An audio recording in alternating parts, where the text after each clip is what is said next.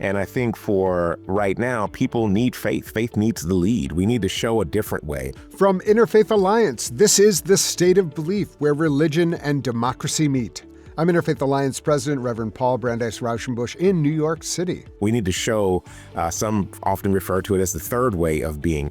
It's not as confrontational, but it is prayerful, it is centered, it is empowering to people. It also gives us sustenance from when we have to lean into those difficult moments. All across the country, we are seeing people showing up and building power together to meet this moment. One of the most important interfaith groups that is a part of that movement is Faith in Action. And this week, I'll be talking with Faith in Action's Executive Director, Bishop Dwayne Royster. I'm also very excited to announce that we have filed a lawsuit, Interfaith Alliance v. Trump, this week in response to the way they set up the Religious Liberty Commission. And I am thrilled to tell you that joining me today is the president and CEO of Democracy Forward, which is the legal team behind this lawsuit. Skye Perryman, one of the most brilliant legal minds in America today, will be joining me on The State of Belief. Make sure you subscribe, share, and rate The State of Belief at Apple Podcasts or your favorite podcast platform. Taking a minute to do these things really helps other people discover our show and become listeners too. Our library of past conversations includes over 150 hopeful, empowering, and inspiring interviews with guests like Catherine Stewart, Bishop Marion Buddy, Imam Abdullah Antepli, John Fugelsang, and many others. You can help us grow The State of Belief with a financial contribution right now. Find out how at stateofbelief.com.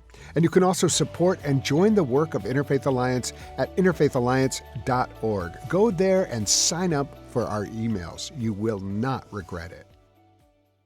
Before we get to the interview, I have a big announcement. On February 9th, 2026, the Interfaith Alliance sued President Trump, Attorney General of the U.S. Pam Bondi, the Department of Justice, and the Religious Liberty Commission. Joining me to talk about this, I am so excited because I have the one, the only Skye Perryman, one of our favorite people to have on the show. She is the president and CEO of Democracy Forward, which is basically representing us in this case. And Skye, this is a big moment, and it's really an important moment. First of all, let me just start with gratitude for you and your entire team for how hard you worked on this case. And maybe you can just explain to our listeners what this case represents. Absolutely. But you left something out, Paul. It wasn't just the Interfaith Alliance that brought a case. You, as Reverend Paul Brandeis Raushenbush, are also on that pleading as one of the plaintiffs, along with many other amazing groups and partners. That's right. We're with Muslims for Progressive Values, Hindus for Human Rights, and the Sikh legal organization. So this is actually kind of a great collective. But yes, I am named in the suit. A Baptist minister suing over the Religious Liberty Commission. It has a great ring to it. So, this case is really significant. And there's two values at play here that I think are so important. And we are so grateful that you have the courage, that the Interfaith Alliance has the courage, that all of our plaintiffs have the courage. And then in this case, Democracy Forward is co-counseling with Americans United for Separation of Church and State. So it's like a really great group of people that have been really disturbed about the weaponization of religion, of Christian nationalism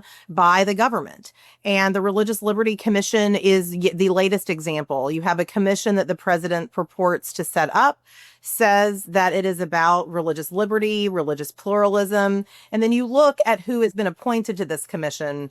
And there's really, there are people that identify as Christian. There are people that identify as Jewish people. There is no one else.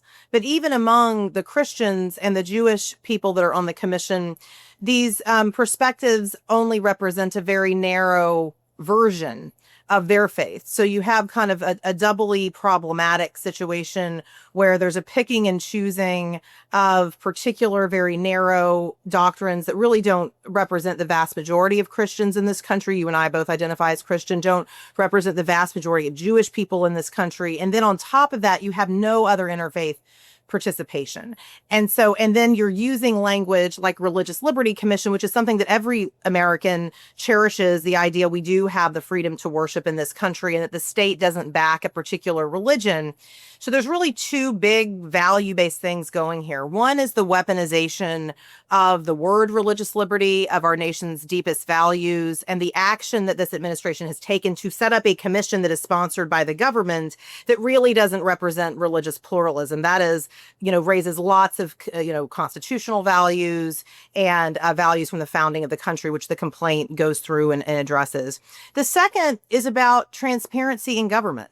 There are commissions that presidents and that administrations can set up, but we've had longstanding federal law, the Federal Advisory Committee Act, that puts some guardrails around that. So you don't have secret groups of people out professing to make policy or to make recommendations on behalf of the large public without really knowing if the commission is fair and balanced, if there are many perspectives. And this is something that's not just arising with this administration in the context of religious liberty. We've seen this administration also put together commissions in public health care that don't represent the sort of full scope of the scientific community. So this is another trend. So it's both our religious liberty and pluralism and all that we value so dearly in this country, and the lack of transparency and the lack of the administration's following, guardrails that we have in this country to make sure that government operates as transparently and ethically as possible. Both of those things are being tested in this case. Yeah. And I think, all of this is happening, especially the religious liberty mention that, the way you're focusing on that, and I think rightly so, it's happening on our 250th year. And I think there's something about the fact that this is a moment for us to really consider, like, who are we? What is the incredible role that religion and religious liberty has played in our country? And then what does it look like today with this administration, with this commission? And that's kind of a backdrop issue for me, and why it felt so important to ask the hard questions. What are they really trying to do with this Religious Liberty Commission? And is it in line with what is the great tradition in America, which is the non-establishment of any one religion, so that all religions and those people who don't have any particular religious belief but come from a faith, a moral perspective, that we might all thrive together? And I think that's why for many of us who do practice Christianity, who are so upset, this is the vast majority of Christians, is the way our own religious tradition is being manipulated into fostering hatred, fostering exclusion, fostering any number of problematic things. It was so powerful to see you as an individual on the complaint, in addition to the multi-faith groups, which is, of course, so important in what you do, and a longtime supporter of the Interfaith Alliance and so many of the groups. But you as a Christian minister in your individual capacity also stepping forward and saying, I applied to be on this commission, and, you didn't choose me for this, and you didn't choose anyone like me, and yet you're wrapping this up in this religious liberty rhetoric, and it doesn't represent a fair and balanced perspective of the country. And it doesn't represent a fair and balanced perspective of Christians or of Judeo-Christians, which is how they sort of talk about people in the Judeo-Christian perspective. So I just want to, again, we say courage is a new currency, and this is a great example of how you and so many groups are stepping forward to make sure that this gets exposed, and I believe we'll stop it. Yeah, I think it's, I really appreciate you saying that, and just recognizing that, the Baptists in my family go back literally to the 1850s, 1860s. I mean, so I come out of a tradition, and the Baptist tradition I come out of really is about religious liberty. It is about soul freedom. So the idea that we are free, and I think it in some ways is juxtaposed with the way that religion is being used and weaponized right now. And so I just really appreciate this. Skye, I know you are involved in so many things, but one of the things that we have talked about is how it's all interconnected. Like, this isn't like the religion thing on the side. This is showing up in so many ways, and all of it is connected. It's really important that all of us show up with courage and with love for our country right now and for our neighbors. And this feels very aligned that way. So I just want to thank you, especially for spending some time on the State of Belief, and thank you for all the courage you're exhibiting. And you mentioned to me this is the first time anyone in my family has sued a president, which I don't think I had quite thought of it that way. I mean, my family has been very involved in the public life, but I guess you're right. Trailblazing every day, Paul. And look, for those that are tuning in, don't count yourself out. At Democracy Forward, we represent all of our clients free of charge in order to be able to protect the rights and liberties of all Americans. And, there will be opportunities for people to step up in ways like we see every day on the streets of Minneapolis, across the country, people building new communities, showing up in new ways. And sometimes we need you to show up to court. And we appreciate that you've been willing to do that. Skye Perryman, President and CEO of Democracy Forward, thank you for being with us on the State of Belief. And now to my guest.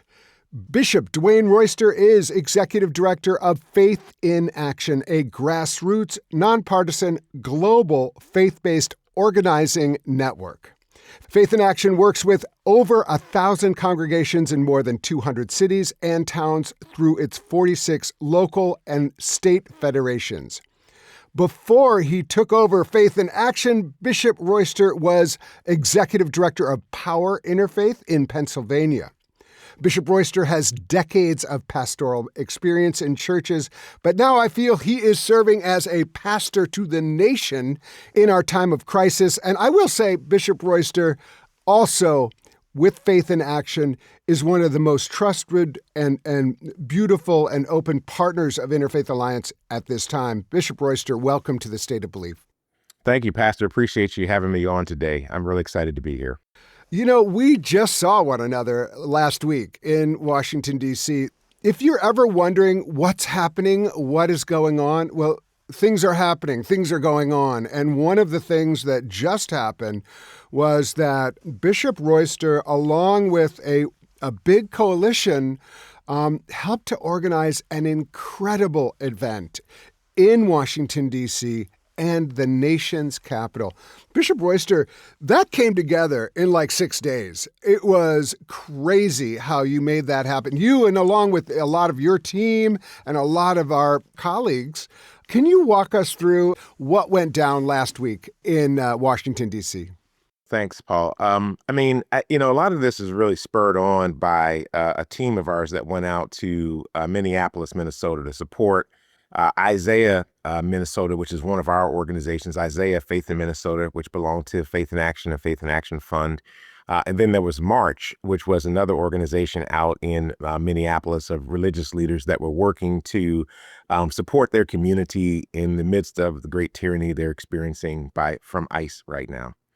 And we came back, that Friday was a great day. We had 30 people, organizers and staff and leaders from around the country from Faith in Action that went out to go support the actions that were happening there. We left on Saturday morning, and by the time we had landed on Saturday morning, we heard about the death of Alex Preddy. And we had already been out there because of the death of Renee Good, and we know ICE had killed Keith Porter on New Year's Eve. And there's actually been a series of deaths at the hands of ICE across this country that we haven't talked about because a lot of those folk are folk of color or immigrants. And so we've sort of dismissed that. And so we came back, and I got home from the airport. I sat down for about an hour, was just thinking, and I decided to call my team together. And I said, look, we can't let this stand. What are we going to do? And we got on the phone and started calling everybody we knew. And so we were reaching out to everybody. We were like, hey, look, we just feel like we need to get together as a nation and as religious leaders. And it wasn't really about the advocates or even about the organizers at that point. We wanted national religious leaders to pray for our country and to bring us together. And so we actually had that original call that we brought together, about 10,000 people in less than 24 hours. I was amazed by that. And let's just say a real diversity of people. I mean, it was incredible. And, one of them was, I think, Cardinal, wasn't there a Cardinal on the call? Cardinal Tobin, who is the Archbishop of New Jersey. He's one of the 3 cardinals in the U.S. and joined us on that call as well. I mean, that was incredible. Like like people talk about breaking the internet. You broke Zoom. We did. We had to send people over to Facebook because it was I too mean, many people. but that, I mean, I want to get to the action that happened later, Yeah. but I do want to just linger there for a moment because, Sure. the fact that many people wanted to show up. Yeah. People are hungry, and I was part of the group that also went out. I'm sorry I didn't run into you there, but there were a lot of people out there. It's just so important to recognize the spiritual hunger that people have to show up right now with one another.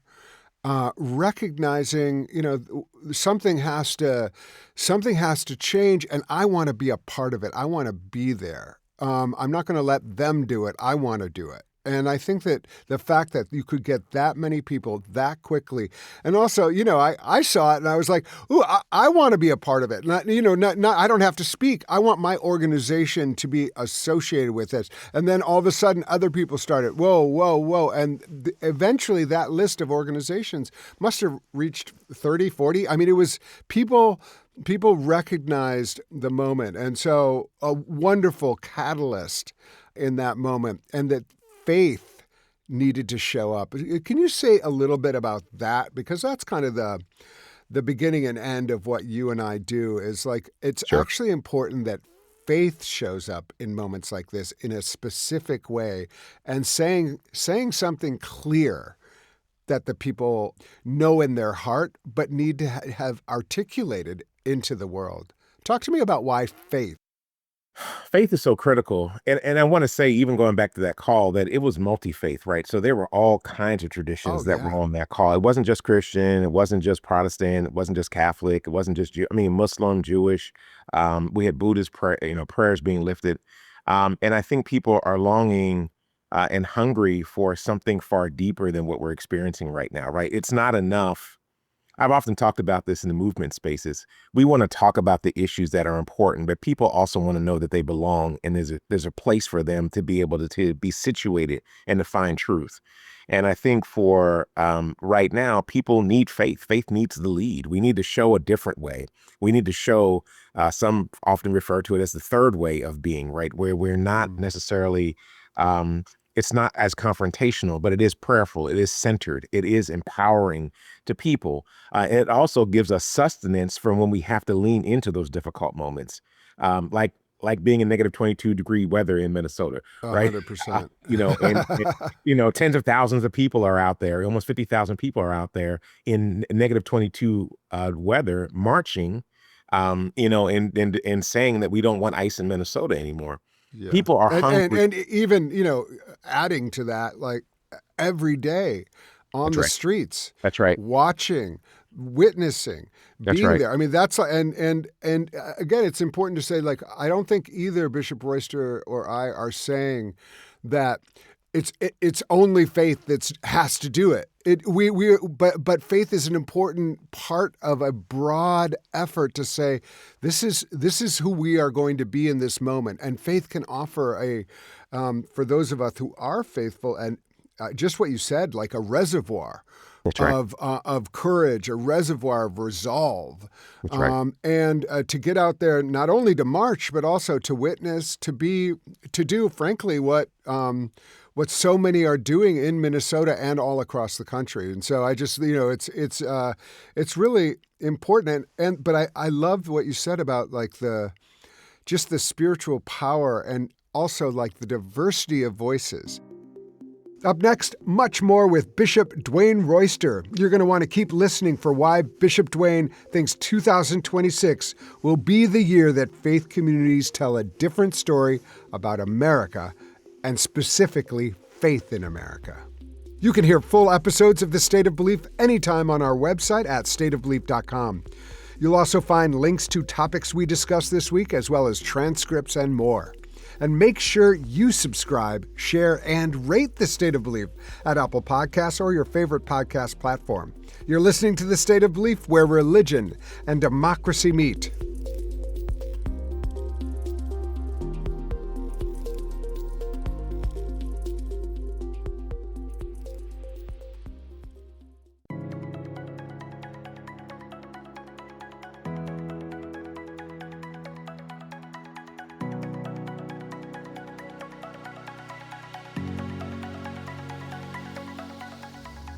Welcome back to the State of Belief. I'm Interfaith Alliance President, Reverend Paul Brandeis Raushenbush.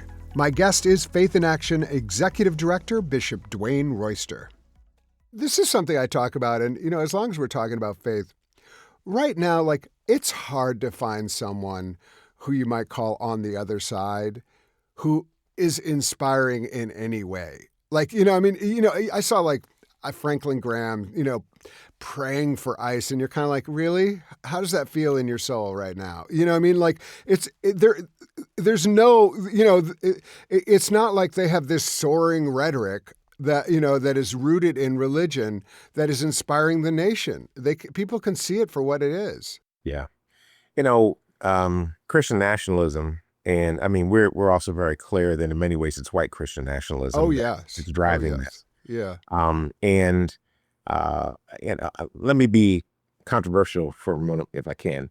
It's a cult, right? It is a cult that it's white supremacy that uses Christian symbols to support the supremacy of a segment of society, and a very slim segment of society, and that they're God's chosen people for all intents and purposes. That's the way that they view the world, that they're designed to, they were created to run and rule everybody else, and everybody else fails in comparison to them.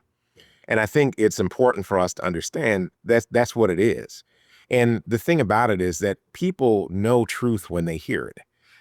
But sometimes they have to be offered that. And they have to be able to offer to see what it looks like for multi-faith folk to come together, for people to actually stand in solidarity with one another, to understand that our neighbors, whether they look different or sound different or eat differently or love differently than we do, that we're all pretty much exactly the same. We all want the same thing. We want to survive. We want to live our full best lives. And so I think, in this particular moment, faith becomes so critical because people are looking to anchor into something. And we're offering them that chance to anchor, and we're also offering them to anchor in love, not in hate. And what our opposition is offering to us is hate. And so we have to wrestle, now I'm going to get Black Christian here for a minute. We have to wrestle against powers and principalities and rulers of darkness in high places, right? We have to do that work. And we have to strengthen for the journey ahead on that. Yeah, Bishop. Actually, it's funny. I almost called him Bishop Bunny. Bad Bunny. Did you see his acceptance speech? He just said, hate will contaminate us. We cannot allow it to contaminate us. We have to respond in this moment with love. It can be out of a secular place, but I think we have to recognize that our faith can be used as a weapon of hate. And many people have experienced it that way through various manifestations, but white Christian nationalism right now is giving sanction to some of the worst impulses of our country, and they are literally giving sanctimonious sanction to ICE and all it's trying to do. So I just think it's so important what you say, and how moved we are. I think those of us who have been around for a while. You're a young man, but I'm getting up there. I'm not that young. We've been around for a while, and there's just something very moving in this moment to see the kind of resolute power that we see in Isaiah, for instance, and March, and all the other great faith movements out there, including those rooted in the Somali community that are Muslim. So one of the things that led out of that call was a gathering on Thursday, the 29th of January, in which we joined, again, by the way, can we just say it has been freezing?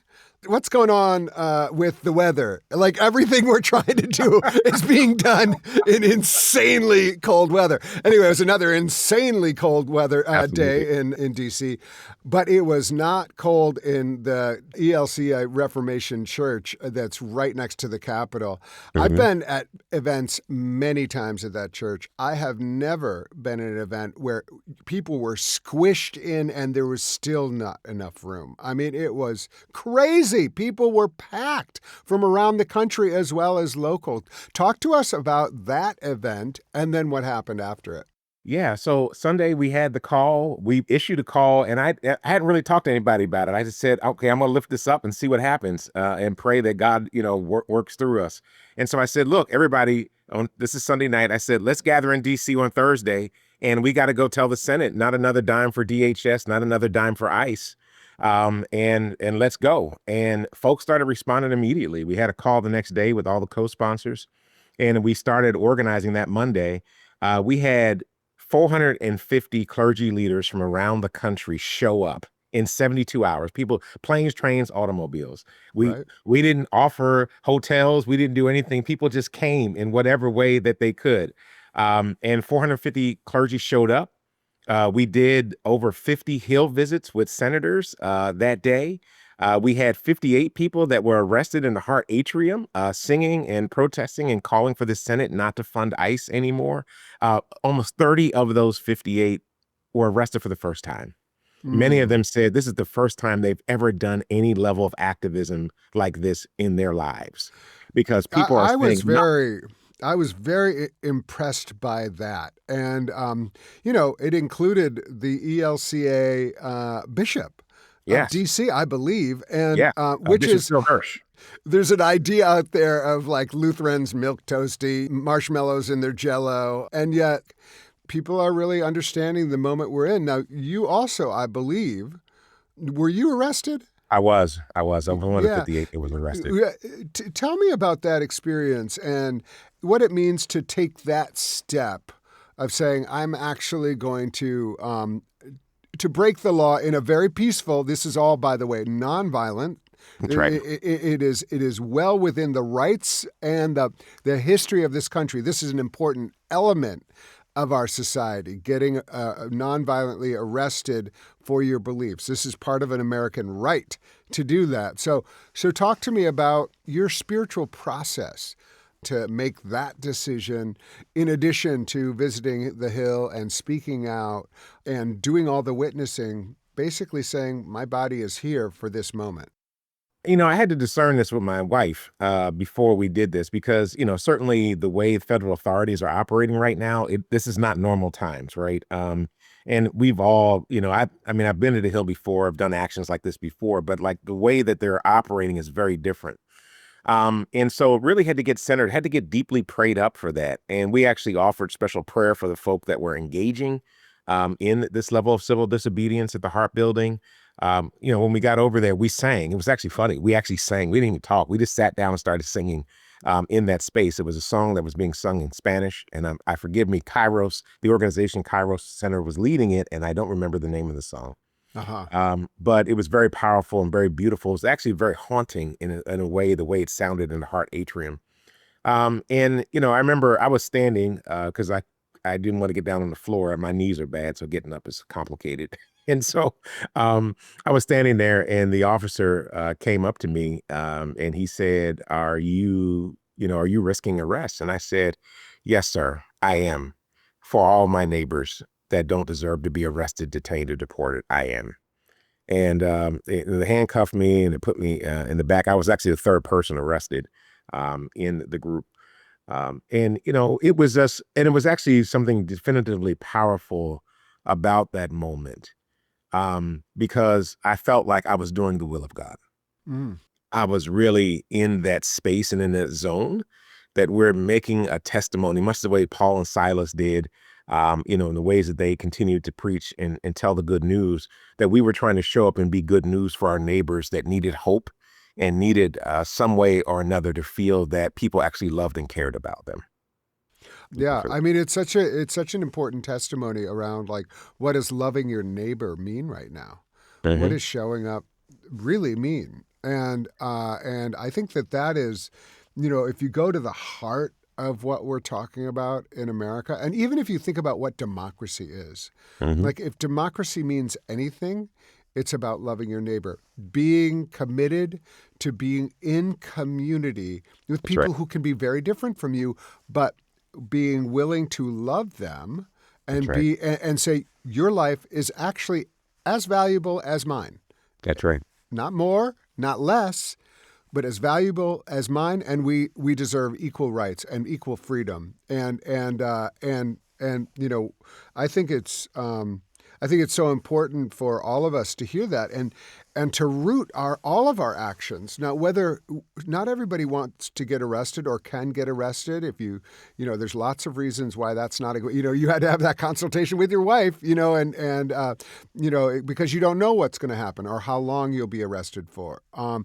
But even showing up and being witness to ICE, or even showing up and delivering goods and distributing goods, you have to come from that place where you decide, I'm going to do this because it's rooted in this belief for me. And I just encourage all of the listeners, what is that for you? Like, what is that? What is that testimony? And again, it does not have to be rooted in scripture or a religious tradition. It can be rooted in a philosophy. It can be rooted in a poem, but find that place, because that is where you can root yourself.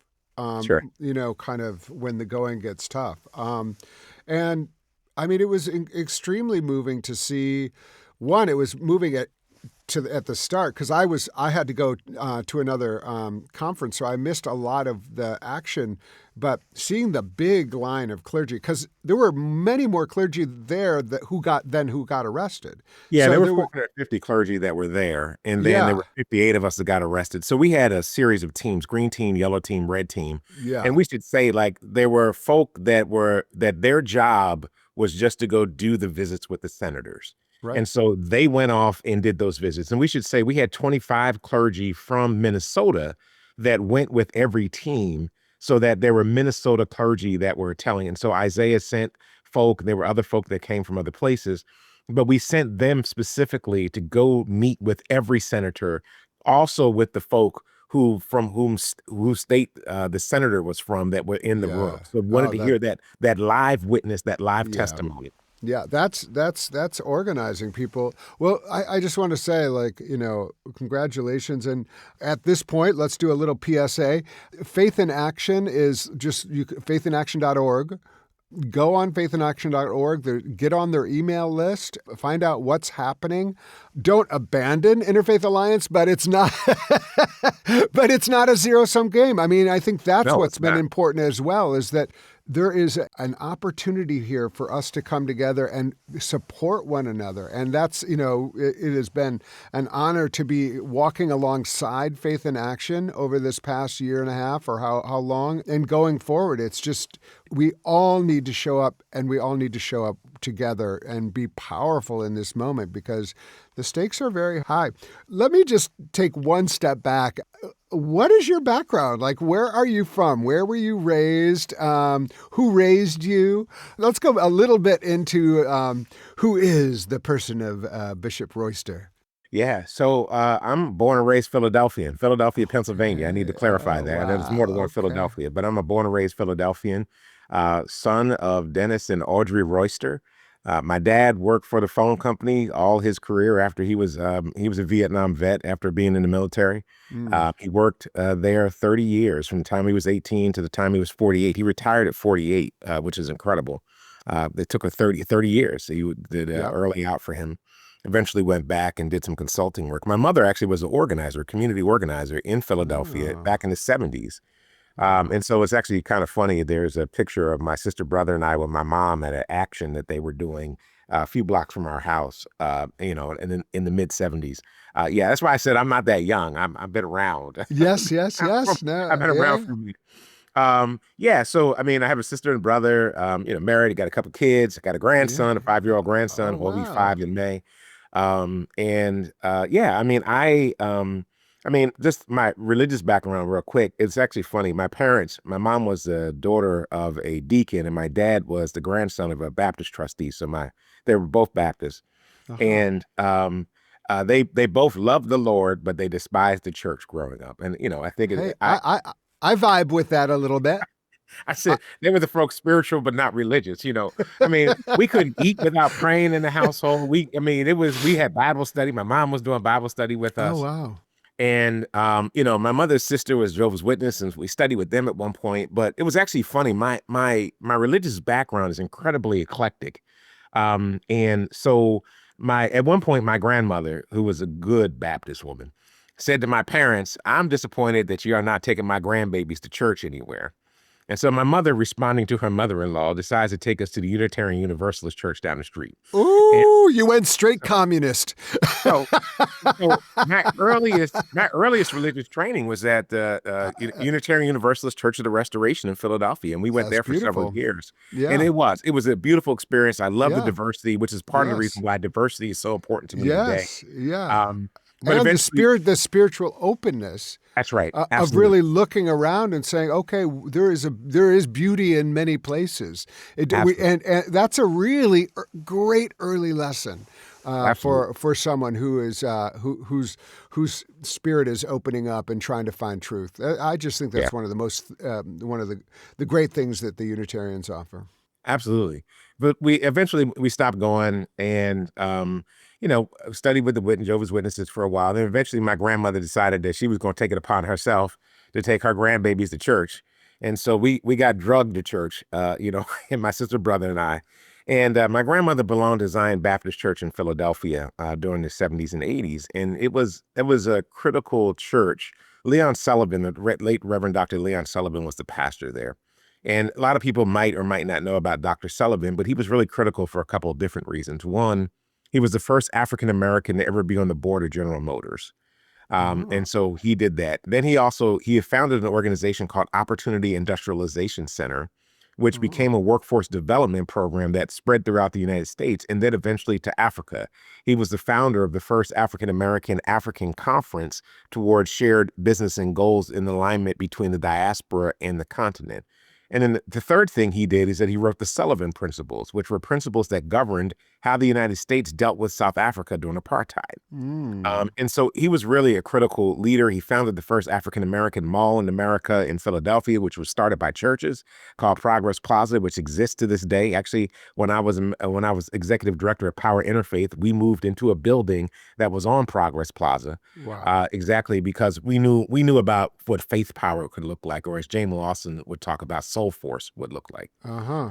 So Wow. went That went yeah. went to Zion, and then when my grandmother died, I went to United Methodist Church with my friends, and then when I went to college, I went to Cambridge Mass Ave Baptist Church. Then I joined the Nation of Islam for a little while, Oh. and while I was in college, because I was in my very angry state, and then kind of came out of that, answered my call to ministry while I was in college. I went to Boston College, which is a great Jesuit university, deeply Fantastic. influenced by the teachings of the Jesuits and the Yeah. philosophy of the Jesuits, and came out and spent a couple years kind of bouncing around New England, eventually wound up back in Philly, and then really walked into ministry into the United Methodist Church. I stayed in the United Methodist Church for several years, went to the Mennonite Church, started a Mennonite church in Philadelphia, was Wow. ordained as a Mennonite. And then eventually wound up leaving the Mennonites, became a non-denominational, started a progressive non-denominational church, Oh. which was, a bit of an oxymoron, but Yeah. it was very progressive. My Uh-huh. mentor at the time, Bishop Kermit Newkirk, said to me, he said, your theology is very much in line with the United Church of Christ.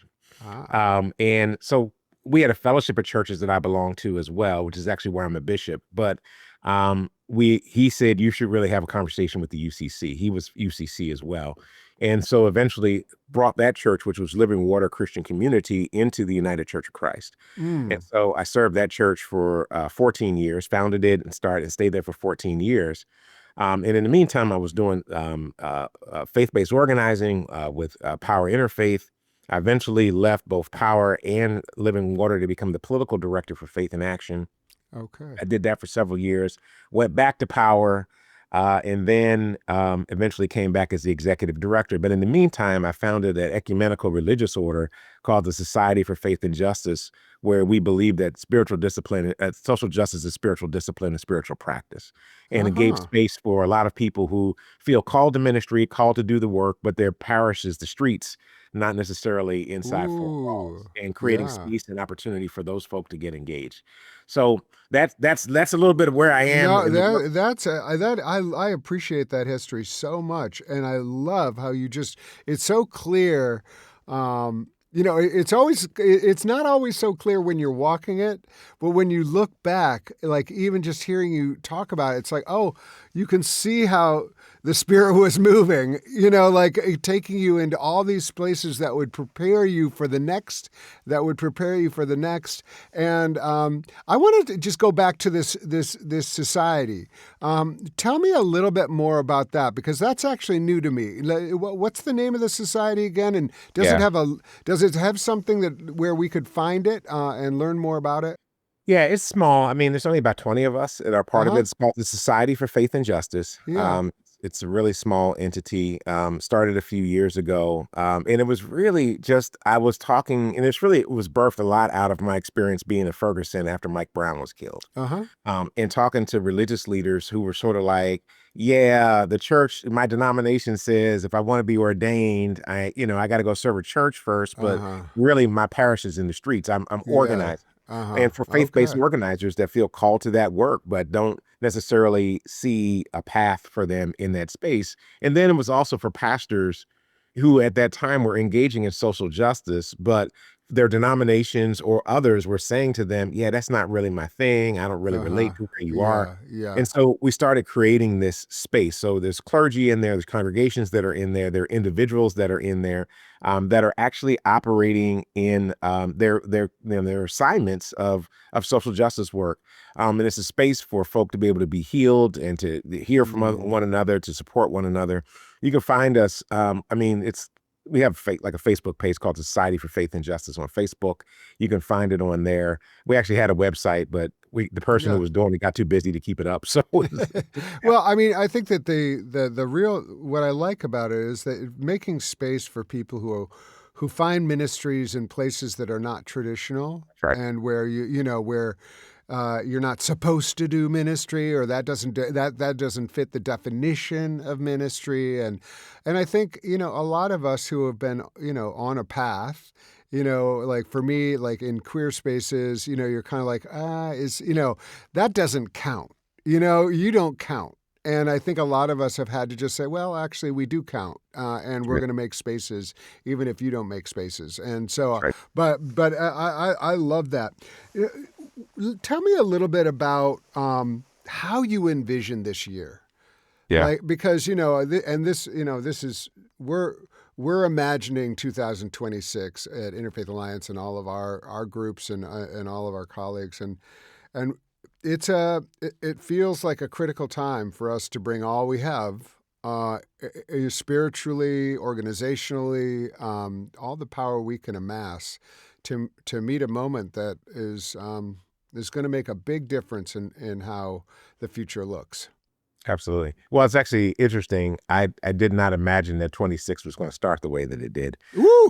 So we've been running between what happened in Venezuela and then what happened in Minnesota. And then actually yesterday I was in Springfield, Ohio with the Haitian community there.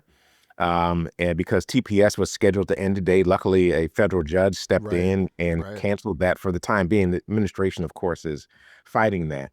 I mean, I think that going back to your question though, 26, critical year. I mean, there's a couple of different things here. There's a way to actually put a wedge in some of the tyranny that we're experiencing right now through elections. But I also think that this is a real opportunity for faith communities, and um, we've got to get in alignment with one another, right? There's a different story about America that has to be told.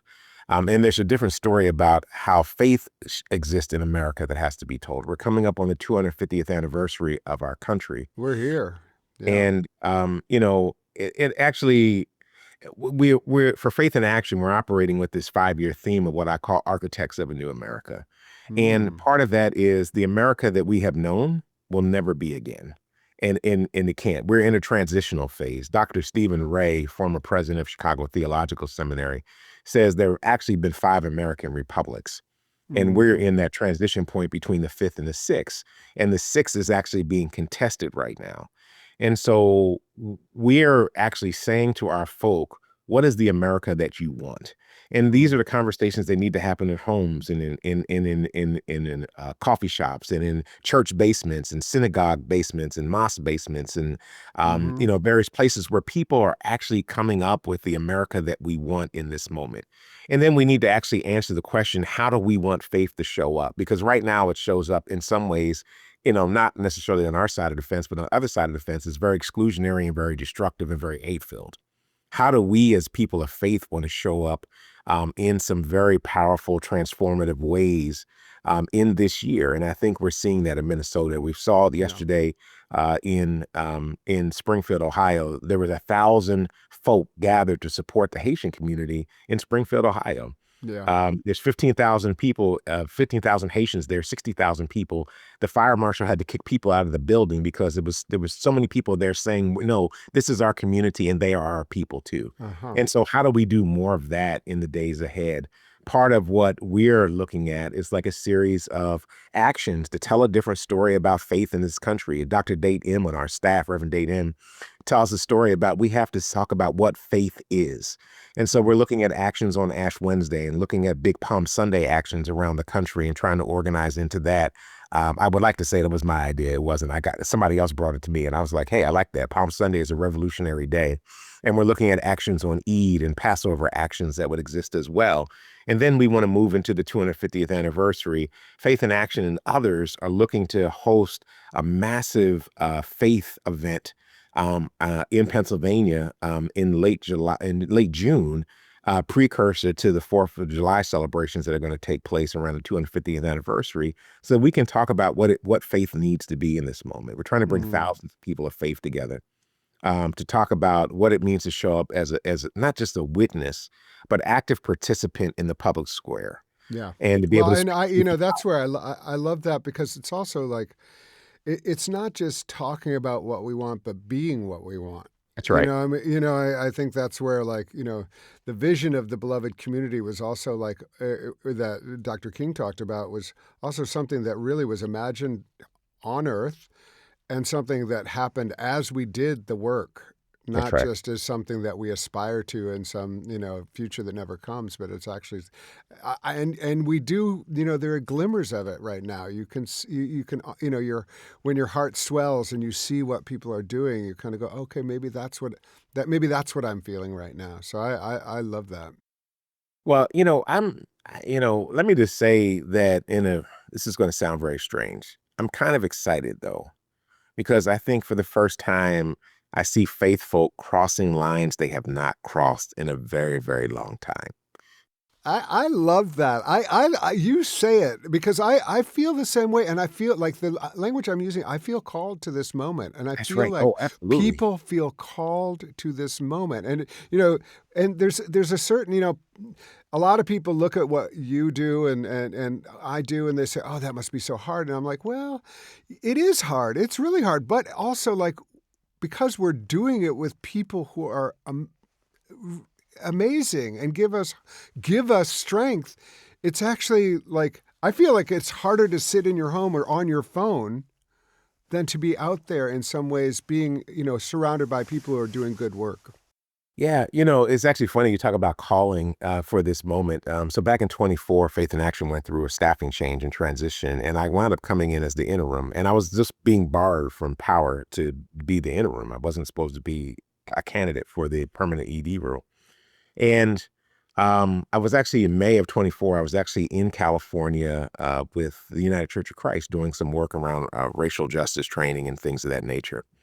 And I got this overwhelming sense. I mean, almost like a John Wesley moment, like my heart was strangely warmed. But I got this sense that, I was feeling like I was called for this moment and I'm doing what I'm supposed to be doing. And so I went back and I talked to the chair. We actually were bringing all of our network directors together, the local federation directors together.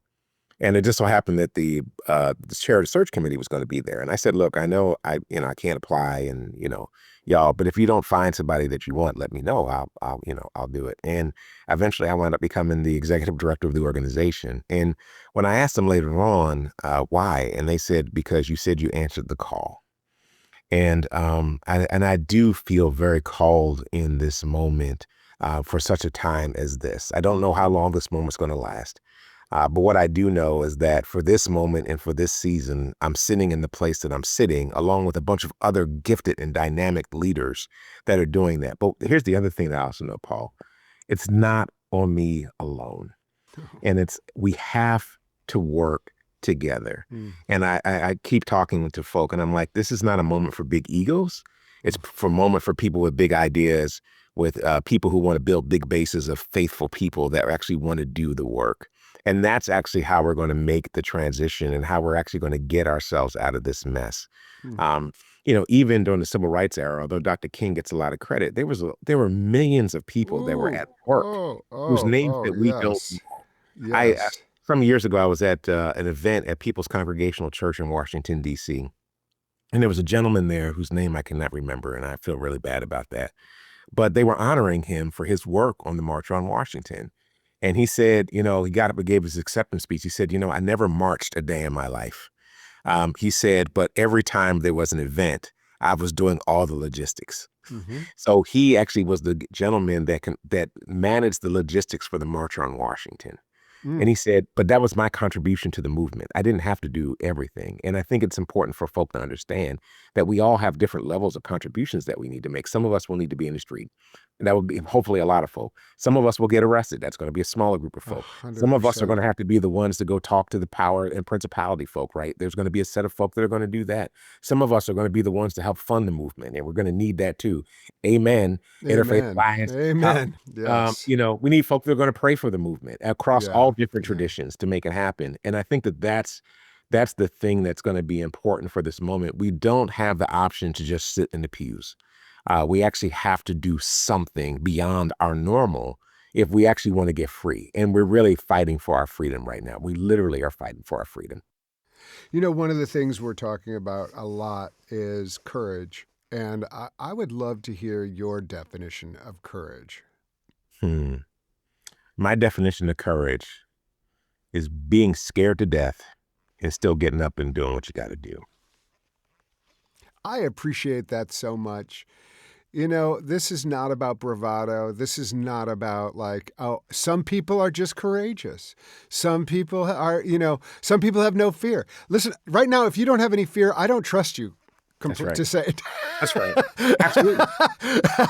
That means you're not paying attention. So I love that you say that as someone who, is out there and recognizing, one of the reasons that I think that the passage, it's repeated in the Bible so often is fear not. That's right. But what that indicates to me is that it is totally natural to fear. Absolutely. That means that God or God's emissaries are speaking into a reality that is true, even for our, the people like Mary. The first thing is be not afraid. Mary is afraid, and That's right. And I think it actually honors our humanity, what you said, and recognizes that you can still step out, and you're not going to step out alone. That's right. And I think that's what you're organizing, and whether you view this from the spiritual perspective or a sense of history or whatever, none of us are kind of solitary individuals who are doing everything on our own. That's just not what That's it means to be a human, and especially in this moment, and that. So I appreciate that so very much. Bishop Dwayne Royster is Executive Director of Faith in Action, which advocates for racial, economic, and social justice, healthcare as a human right, and community policy priorities. It is also one of the most important groups mobilizing, organizing, and responding to this moment in such an important, beautiful way. Bishop Dwayne, thank you so much for coming on The State of Belief. Thank you, Pastor. Appreciate you so much. Looking forward to doing more work with you, getting in good trouble, as John Lewis would say. Amen. Who do you know who would get a lot out of this discussion? Please share The State of Belief with them, and be sure to subscribe to The State of Belief at Apple Podcasts or your favorite podcast platform. We need your help to continue growing The State of Belief, so please consider making a financial contribution today at stateofbelief.com. That's stateofbelief.com. The views and opinions expressed on this program do not necessarily reflect those of Religion News Service or Religion News Foundation. The State of Belief is produced by Ray Kirstein and is a production of Interfaith Alliance. Become a member today at interfaithalliance.org. And be sure to join us next week. I'll be in conversation with Father Jim Martin. He's got a new memoir out with the title, Work in Progress: Confessions of a Busboy, Dishwasher Caddy, Usher, Factory Worker, Bank Teller, Corporate Tool, and Priest. A funny, wise, and inspiring spiritual memoir. I cannot wait. Until then, I'm Paul Brandeis Raushenbush on The State of Belief, where religion and democracy meet.